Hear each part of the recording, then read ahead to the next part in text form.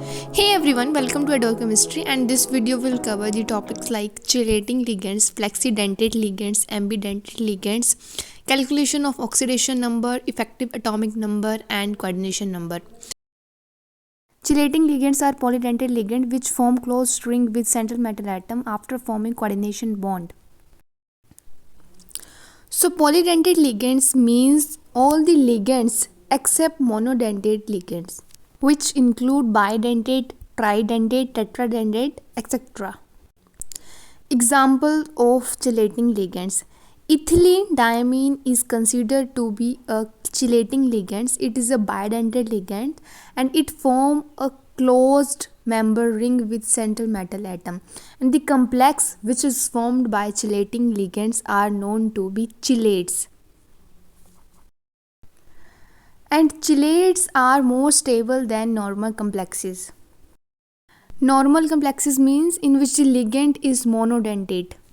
Before covering the next topic, that is flexidentate and ambidentate ligand, I want to discuss something regarding with this topic. अगर हम ligands को broadly categorise करें तो हम इसको दो कैटेगरी में डिवाइड करेंगे. First is monodentate and second is polydentate. Polydentate में सारे आ जाएंगे, बाइडेंटेट, ट्राइडेंटेट, टेट्राडेंटेट.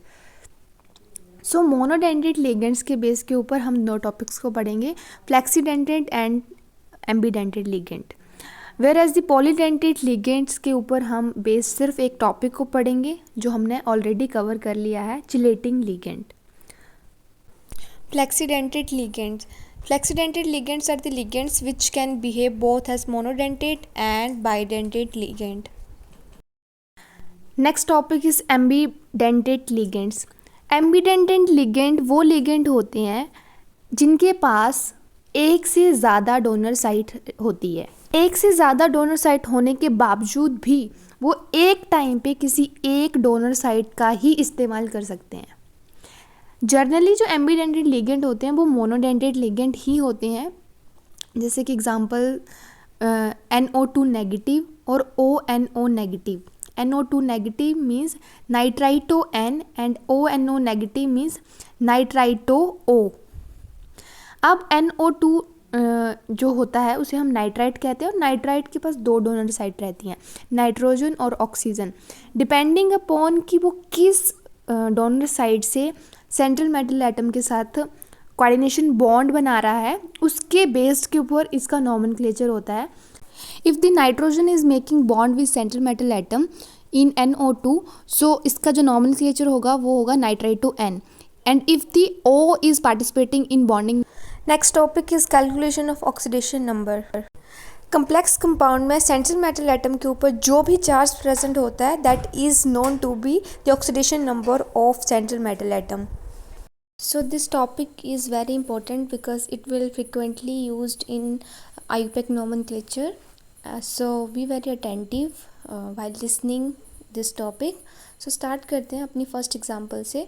जब भी आपको किसी भी सेंट्रल मेटल एटम का ऑक्सीडेशन नंबर कैलकुलेट करना होता है, so you need to know few points कि जनरली कौन सा एटम कौन सा चार्ज बियर करता है. So because this first example is an example of neutral complex, we have three type of complex based upon the charge on this square bracket.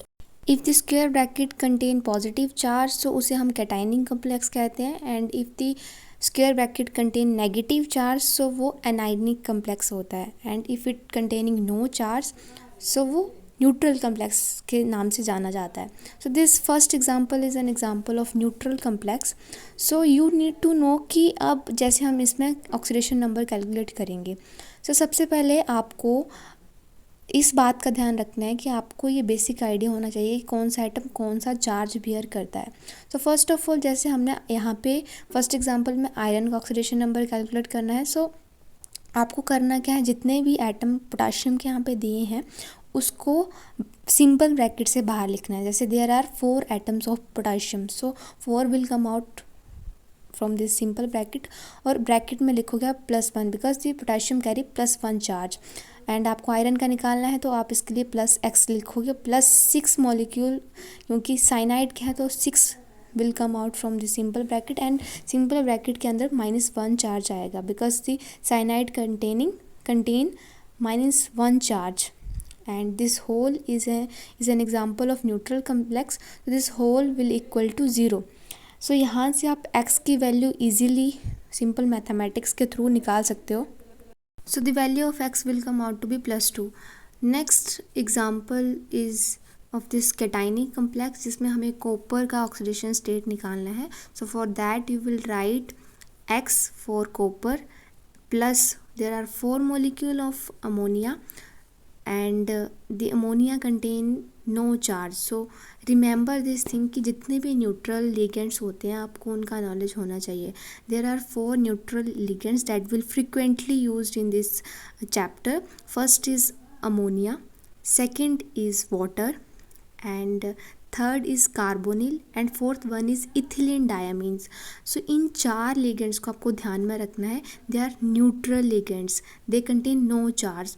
So that's why जब आप इसका calculate करोगे इसका oxidation number, so you will write x plus 4 molecule of because there are 4 molecule of ammonia, and simple bracket में आप 0 लिखोगे because this is a cationic complex. so this whole left hand side term will equal to +2, and from here you can easily calculate the value of x जो कि +2 आ जाएगी.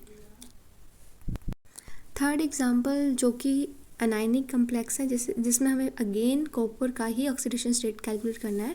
For that you will write x + 4 because the cyanide contain -1 charge, and so simple bracket में -1 आ जाएगा, and this whole will equal to -3 because this is anionic complex and it contain -3 charge. So यहाँ से x की value हो जाएगी 1.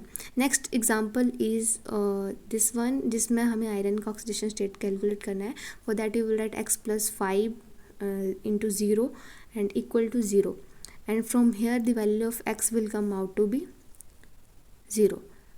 यहाँ से हमने क्या सीखा कि जो कार्बोनिल है that is a neutral ligand because this is a neutral complex, that's why this whole will equal to 0. यार यहाँ से x की वैल्यू 0 हो जाती है.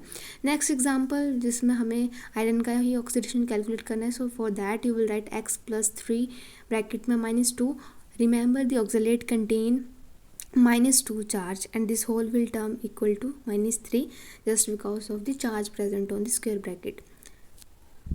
Next topic is coordination number. Coordination number का सिंपल मतलब होता है कितने नंबर ऑफ लिगेंड जो हैं वो एक सेंट्रल मेटल एटम को सराउंड कर रहे हैं किसी भी कम्प्लेक्स कंपाउंड में. फॉर एग्जांपल यहाँ पे जो कॉपर है उसके साथ देयर आर 4 अमोनिया के मॉलिक्यूल जो उसको सराउंड कर रहे हैं.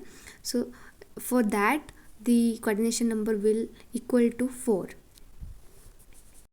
रिमेंबर जब भी आपको किसी भी कम्प्लेक्स का कोऑर्डिनेशन नंबर कैलकुलेट करना है सो आपको ध्यान में रखना है कि कितने नंबर ऑफ लिगेंड उसके साथ अटैच्ड हैं, और if the ligand is monodentate so जितने नंबर ऑफ मॉलिक्यूल उस सेंट्रल मेटल एटम के साथ अटैच्ड होंगे वही उसका कोऑर्डिनेशन नंबर होगा.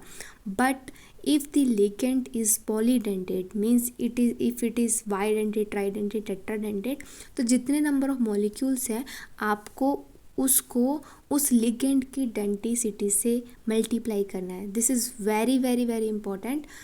So let us understand this with example.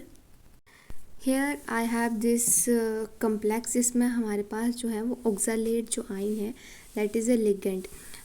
सो इस कोऑर्डिनेशन नंबर कैलकुलेट करना है because there are 3 molecule of oxalate and it will multiply with its denticity because oxalate is a bidentate, so we will multiply the 3 with 2 and the answer will come out to be 6. So now we will do some practice questions to have more clearance about the topics like coordination number and oxidation number. Starting with first example जिसमें सबसे पहले हम oxidation number calculate करेंगे, then we will calculate its coordination number.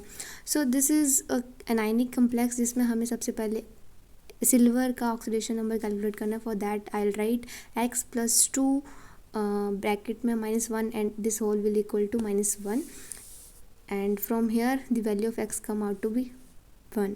For coordination number because cyanide is a monodentate ligand, so जितने यहाँ पे number of molecule attached होंगे वही इसका जो है वो कोऑर्डिनेशन नंबर आ जाएगा. तो it's coordination number will be 2. Second example जिसमें हमें कॉपर का ऑक्सीडेशन स्टेट कैलकुलेट करना है. For that I will write x + 4 because ammonia is a neutral ligand, so 0 will write in simple bracket and this whole will equal to +2, and from here the value of x come out to be +2 because this is again a monodentate ligand. जितने number of molecules इसके साथ attach हैं ligand के वही इसका coordination number आ जाएगा.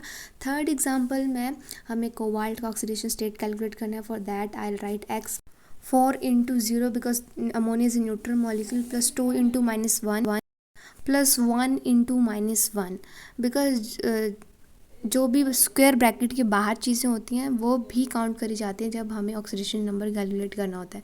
And this whole will equal to 0. From here the value of x come out to be +3 and the coordination number will be 6 because there are 4 molecule of ammonia and 2 molecule of chloride and both are monodentate, so coordination number will be 4 + 2 is equal to 6. next example जिसमें हमें iron का oxidation number calculate करना है. so first of all we will write x plus 2 into -2 because oxalate contain -2 charge plus 2 into -1 and this whole equal to -3. from value of x come out to be +3. for coordination number we will write 2 into its denticity जो कि again 2 है plus 2 into 1 because the chloride is a monodentate and oxalate is a bidentate, so coordination number will come out to be 6. next example जिसमें हमें platinum का oxidation number calculate करना है. for that I'll write x plus 2 into 0 because ethylene is neutral ligand plus 2 into -1 and this whole will equal to 0 and from here the value of x come out to be +2. अब इस example में हमारे पास जो ligand है that is EDTA. EDTA is ethylene diamine tetraacetate. So remember जो ethylene diamine tetraacetate है that is EDTA, it contain -4 charge. So I'll write x plus 1 into -4 equal to -1. So from here the value of x come out to be +3.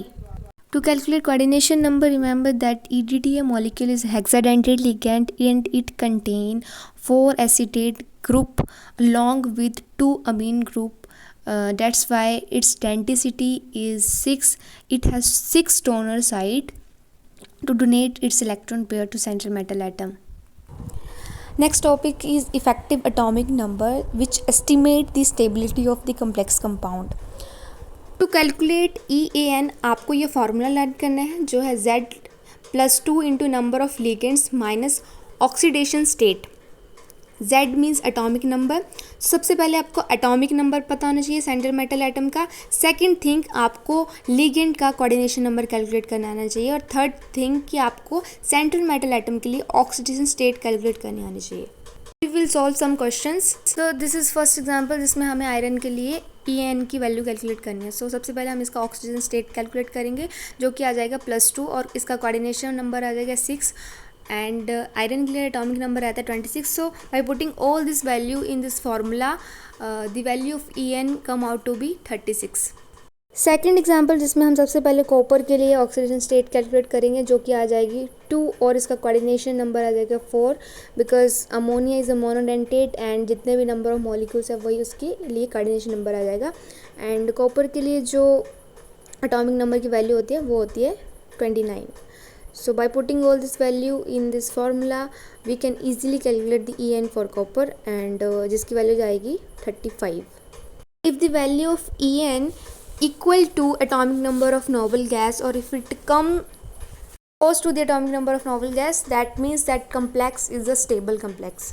तो third example हम cobalt के लिए EN की value calculate करेंगे. सबसे पहले इसके लिए ऑक्सीजन स्टेट आ जाएगी +3 कोऑर्डिनेशन नंबर 6 एंड इसके लिए एटॉमिक नंबर हो जाता है 27. So by putting all this things in this formula the value of EN comes to 35. Last example जिसमें हमें निकल के लिए EAN की वैल्यू कैलकुलेट करनी है. सो फॉर निकल द एटॉमिक नंबर इज़ 28.